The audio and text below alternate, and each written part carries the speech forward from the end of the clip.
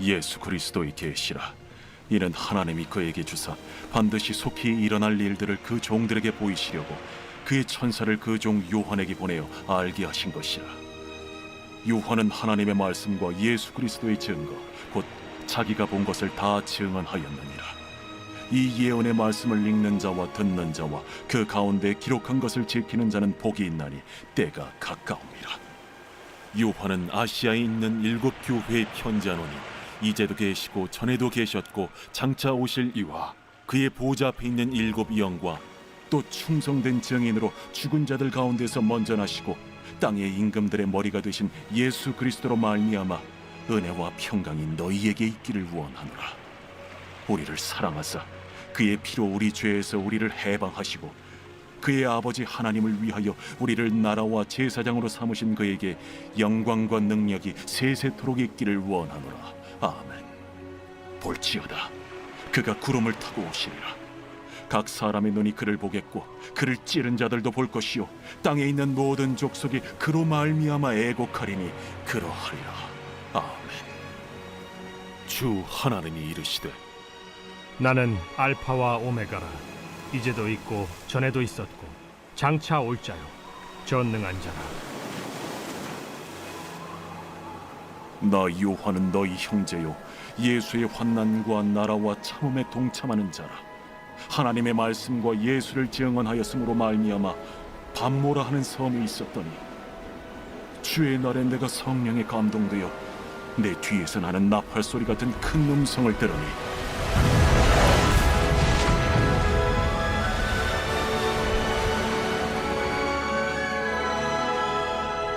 네가 보는 것을 두루마리에 써서 에베소, 서머나, 버가모, 두아디라, 사데, 빌라델비아, 라오디게아들 7 교회에 보내라. 몸을 돌이켜 나에게 말한 음성을 알아보려고 돌이킬 때에 7 금 촛대를 보았는데 촛대 사이에 인자 같은 이가 발에 끌리는 옷을 입고 가슴에 금띠를 띠고 그의 머리와 털의 희기가 흰 양털 같고 눈 같으며 그의 눈은 불꽃 같고 그의 발은 풀무불에 단련한 빛난 주석 같고 그의 음성은 많은 물소리와 같으며 그의 오른손에 7 별이 있고 그의 입에서 좌우에 날선 검이 나오고 그 얼굴은 해가 힘있게 비치는 것 같더라. 내가 볼 때에 그의 발 앞에 엎드려져 죽은 자 같이 되매 그가 오른손을 내게 얹고 이르시되 두려워하지 말라. 나는 처음이요 마지막이니 곧 살아있는 자라. 내가 전에 죽었었노라. 볼지어다 이제 세세토록 살아있어 사망과 음부의 열쇠를 가졌노니 그러므로 네가 본 것과 지금 있는 일과 장차 될 일을 기록하라. 네가 본 것은 내 오른손의 7 별의 비밀과 또 7 금촛대라. 7 별은 7 교회의 사자요 7 촛대는 7 교회니라.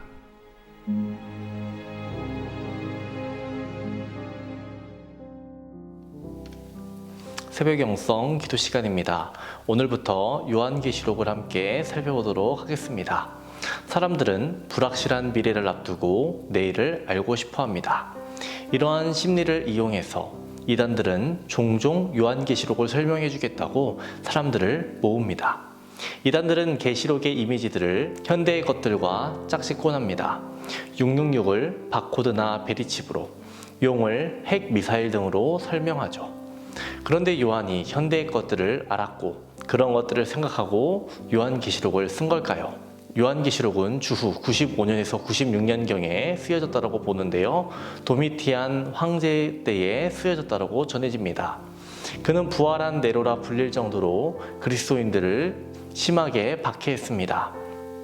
많은 그리스도인들이 오늘은 예배드리지만 내일은 형장의 이슬이 되어 사라지던 때였죠. 많은 이들이 베드로나 바울처럼 옥에서 탈출하게 해달라고 기도했겠지만 대부분의 사람들은 사형을 당했습니다. 더욱이 이 시기에 요한은 생각이 많았을 겁니다. 부활하신 예수님이 모든 사람을 제자 삼으라고 명령하시며 제자들을 보내셨습니다. 다른 제자들은 각지로 흩어져 복음을 전하다 순교했습니다. 하지만 그는 예수님의 어머니인 마리아를 모시게 되었고 마리아가 별세한 이후에는 외딴 섬 밤모에 홀로 갇히게 됩니다. 복음을 전하려 해도 전할 수 없는 상황인 것이죠. 절망하고 좌절의 자리에 놓인 요한입니다. 그런데 하나님은 주의 날 요한에게 계시의 말씀을 주시는 겁니다. 요한의 사명이 끝이 아님을 알려주시는 겁니다. 요한에게, 그리고 소아시아에 있는 교회들에게, 그리고 오늘날 우리에게, 그리고 교회들에게 위로하시며 사명을 회복하라고 말씀하시며 어려운 상황 속에서 이겨내라는 위로의 말씀을 주시는 겁니다. 요한계시록 1장 1절에 예수 그리스도의 계시라고 시작하고 있습니다. 하나님께서는 힘들고 어려움에 빠져있는 요한에게, 그리고 귀 있는 자는 들을지어다라고 말씀하신 교회들에게 답을 주시는데요. 그 답이 예수 그리스도이며 예수 그리스도의 계시인 겁니다. 요한은 하나님의 말씀과 그 말씀의 중심 되신 예수 그리스도의 증거를 받았고 전부 증언합니다. 3절의 원문은 복 있는 사람은 이라는 말로 시작되는데요. 말씀을 보면 그리스도를 알아가는 것이 인생의 참된 복이라는 것입니다. 마태복음 5장 3절에서 11절은 복 있는 사람으로 시작되고 있습니다. 그리고 8가지 복에 대해서 나옵니다.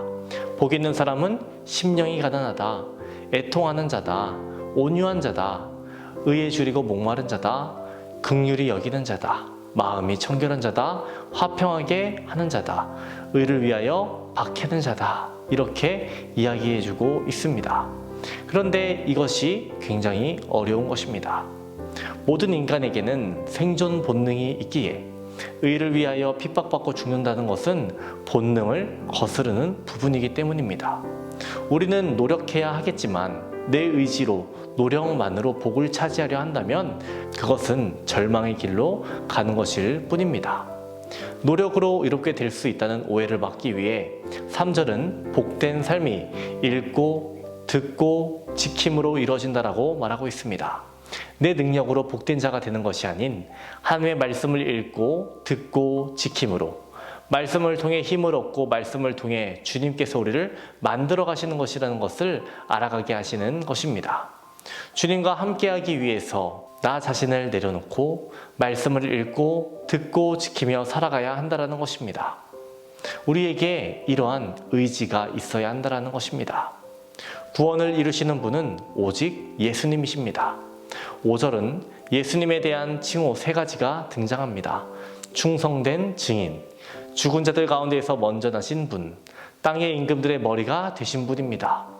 충성된 증인이라는 것은 우리가 따라가야 할 예수님의 길은 증인석이라는 말씀입니다. 그 자리에 서게 되었을 때 우리도 충성될 수 있느냐 묻는 겁니다. 죽은 자들 가운데에서 먼저 나셨다는 것은 내가 겪는 이 죽음을 앞서 경험하신 주님이 부활을 보장하신다라는 보장인 것입니다. 그리고 땅의 임금들의 머리가 되신다라는 말은 예수님을 믿은 순간부터 싸움이 있는 것이 당연하지만 주님께서 선봉에서 싸우실 것이라는 것을, 이미 싸우고 계신다라는 것을, 이미 싸우셨다라는 것을 약속하고 있는 것입니다. 다른 그리스도인들은 떡을 떼기 위해 함께 모였을 때 요한은 홀로 섬에 갇혀 있었습니다.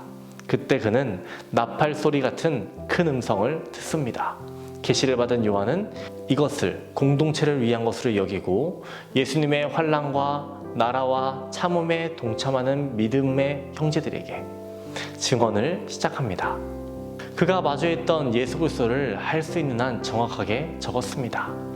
이 편지는 후에 아시아의 교회들이 주일에 모였을 때 읽혀졌습니다.